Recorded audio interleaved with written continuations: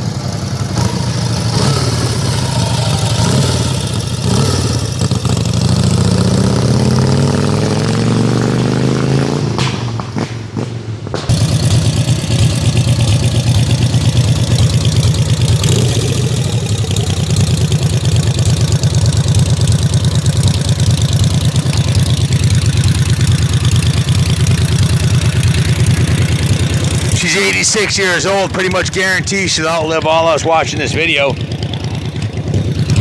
This is when Harleys were 100% made, 100% in the United States of America. No Taiwanese crap, no electronics, no push button bullshit. It's just straight American iron, gas, air, and compression. When they start dropping those electronic bombs, this will be one of the last machines on the road. We're still running. With the 21-inch front wheel, which looks just right on this, in the chromed original Harley-Davidson Springer front end. This thing's just straight up badass. The Fat Bob tanks have a candy apple red paint job on them with these chrome tank badges. The center console has a Harley-Davidson emblazoned eagle on there and the Harley-Davidson logo. 747 miles on the speedometer. Chrome center console, dual chrome gas caps on the Fat Bobs.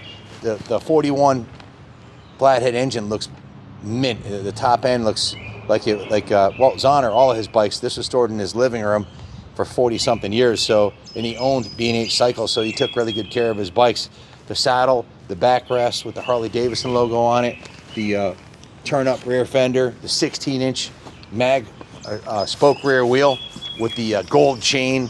The gold works real nice with the candy apple red paint job, the chrome straight pipes, the octagonal shaped oil tank. Everything on this is just period correct and badass. I mean, this is what they try to make the new choppers look like, but this is what would have been an Easy Rider centerfold in the 60s and 70s. Just an absolutely outstanding piece. The black front fender looks right. The side mount, license plate mount here. The chrome primary. It's got the I forget the Celtic cross on the intake for the linker carburetor. We went through the entire bike. Had been sitting for many years, so the fuel tank was drained and clean. The fuel petcock was rebuilt. The carb was rebuilt. The linker carb was rebuilt. new plugs, went through the primary, put a new battery in it. Quite a bit of work was done with new oil lines. A lot of the wiring was redone.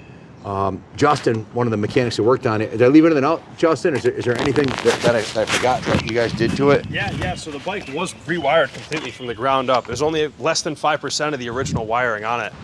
Yeah, and even before we got this bike, it had all the top of the line components before we even got it. So this actually has aftermarket high compression heads on it. You can see that the fins are a little bit taller on these air-cooled heads as opposed to stock. They'd be about half the height. So these are aftermarket high compression heads on it, and it still runs remarkably cool. I mean, Ken can attest, even after a long test ride, you don't feel the heat on your legs or anything. It runs cooler than a brand new bike.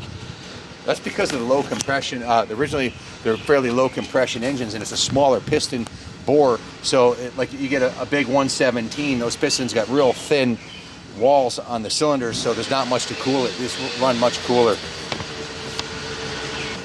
Yeah, so we also added mid controls to the bike. Originally, it only had the forward controls up here, but when you're trying to actuate the rear brake, your foot was way in front of the pedal here. So we added mid controls on both sides so that your foot can rest comfortably on the brake pedal, as well as the clutch on the other side, excuse me.